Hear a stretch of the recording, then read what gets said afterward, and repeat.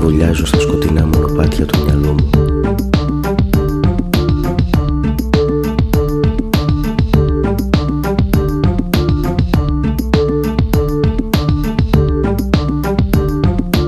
Θυμάμαι νοσταλγώ και θέλω να συνεχίσω να ονειρεύομαι.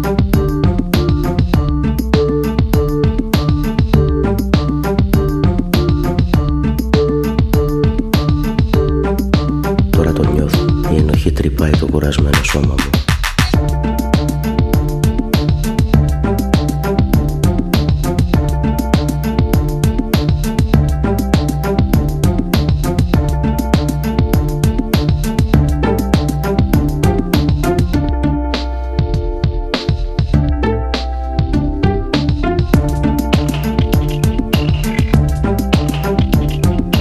Βαδίζω στα σκοτεινά μονοπάτια του μυαλού μου.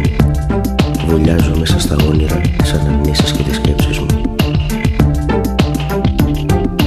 Με σύμμαχο τη μοναξιά και φίλο την απόγνωση, η ενοχή τρυπάει το κουρασμένο σώμα μου.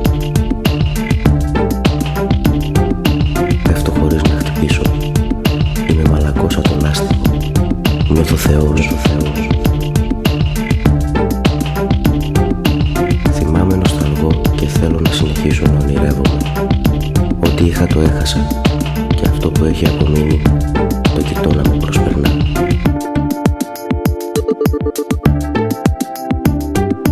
Μου έλεγαν ότι σε χάνω και δεν τους πίστευα.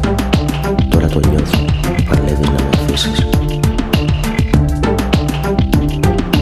Θέλεις να με τιμωρήσεις για όλα όσα σου έκλεψα, για τη ζωή, τη λαχτάρα για το αύριο, την ελπίδα.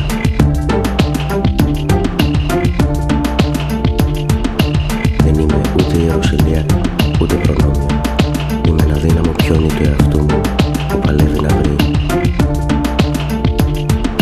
την έξοδο.